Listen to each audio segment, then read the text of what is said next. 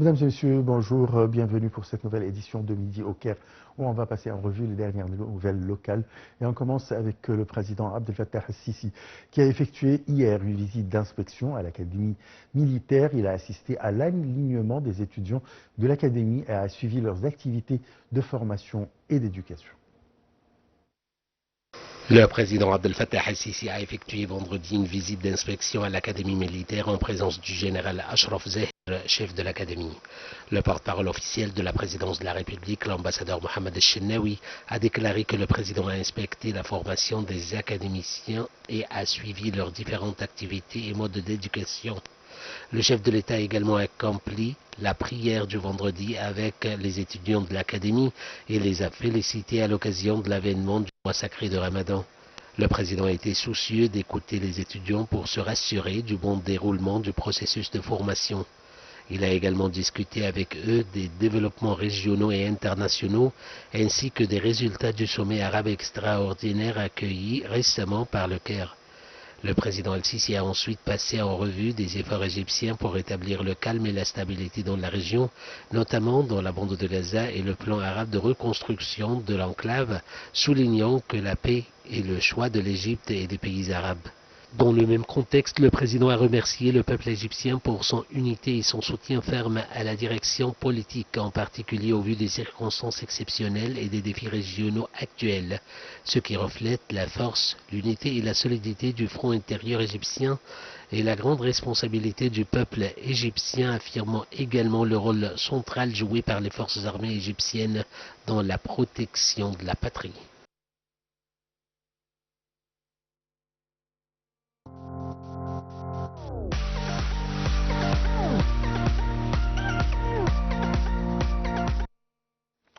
Les réserves de devises étrangères nettes de l'Égypte poursuivent leur hausse atteignant 47 milliards 393 millions de dollars.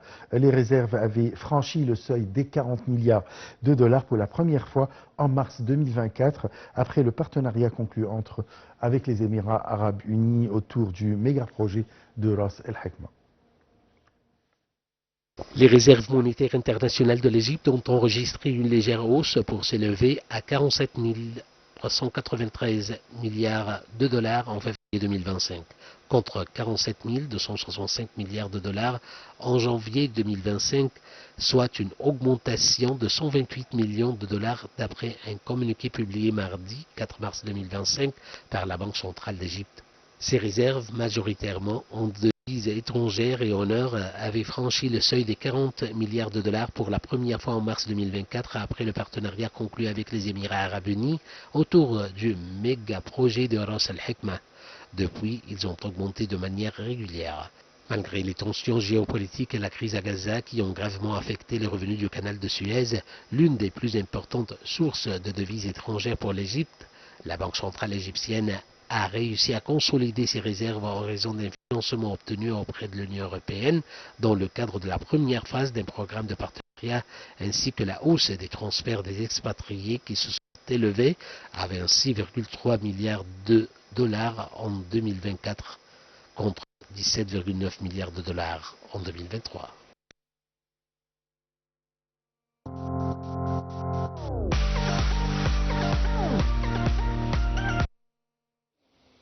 Le président exécutif de l'agence spatiale égyptienne, Cherif Sodhi, a signé avec le recteur de l'université égypto-russe un protocole de coopération pour échanger les expériences et renforcer la recherche scientifique et les applications technologiques développées.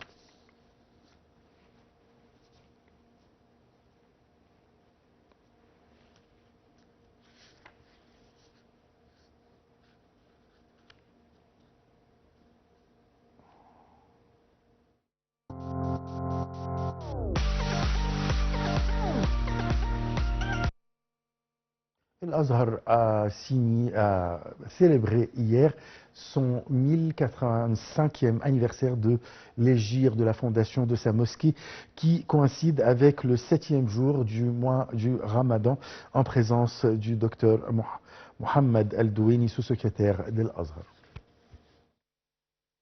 Al-Azhar a célébré vendredi son 1085e anniversaire de l'hégire et de la fondation de la mosquée d'Al-Azhar qui coïncide avec le 7e jour du mois sacré du Ramadan en présence du docteur Mohammed Al-Diwani, sous-secrétaire d'Al-Azhar et d'un groupe de grands savants et dirigeants d'Al-Azhar.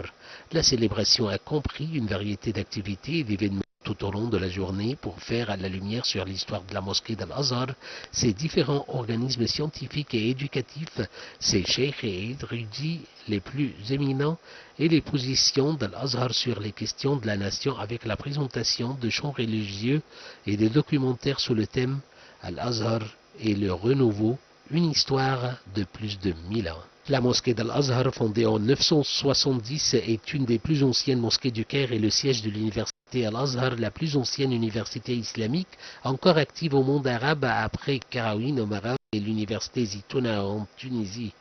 Elle a été fondée lors de la conquête de la ville par les Fatimides. Elle est située au sud du Khen al-Khalili dans le Caire islamique. Al-Azhar possède aujourd'hui 3 minarets.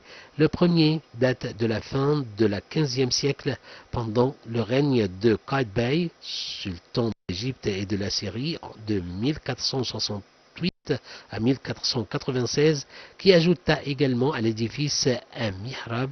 Le deuxième fut construit au début du XVIe siècle, pendant celui de l'avant-dernier sultan mamelouk Kansoua al-Ghouri de 1501 à 1516.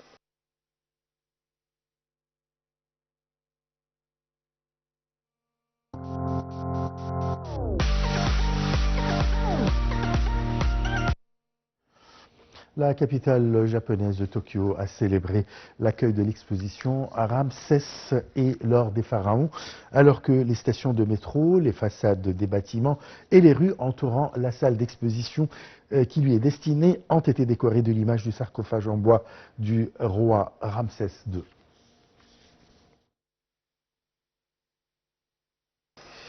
Tokyo et d'autres villes japonaises attendaient l'ouverture de l'exposition inaugurée vendredi par M. Sherif Fathi, ministre du Tourisme et des Antiquités, et Mme Yuriko Kwake, maire de Tokyo. L'exposition est prévue s'étendre jusqu'au mois de septembre prochain. Cette exposition est l'un des moyens de promotion touristique pour la destination égyptienne à la lumière de la stratégie actuelle du ministère adoptée sous le slogan « L'Égypte, une diversité touristique sans précédent ». Un pavillon touristique a été à cet effet installé pour l'autorité égyptienne de promotion touristique en marge de la dite exposition. Ce pavillon comprend un ensemble de supports promotionnels et de films sur la destination touristique égyptienne et ses composantes et de divers produits touristiques. Le pavillon comprend également un ensemble de cartes touristiques sur l'Égypte en japonais et offre aux visiteurs de l'exposition un QR code de la page Experience Egypt de l'autorité égyptienne de promotion touristique pour en apprendre davantage sur les différentes destinations touristiques en Égypte et sur les produits et expériences touristiques particuliers et diversifiés que l'Égypte offre.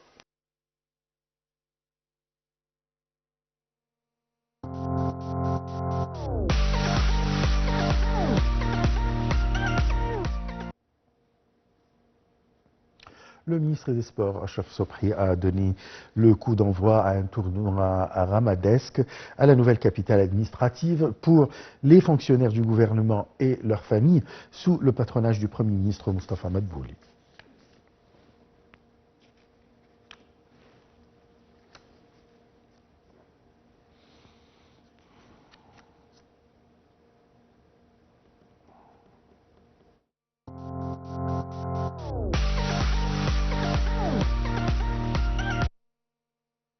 La ministre du Développement local, Manal Awad, a annoncé la nomination des gouvernorats de Giza et de Menofeia pour rejoindre le réseau des villes créatives de l'UNESCO pour l'année 2025. Le choix a été fait par la Commission nationale égyptienne pour l'éducation, les sciences et la culture du ministère de l'Enseignement supérieur et de la Recherche scientifique.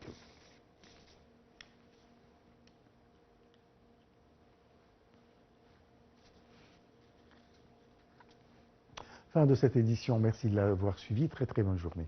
Au revoir.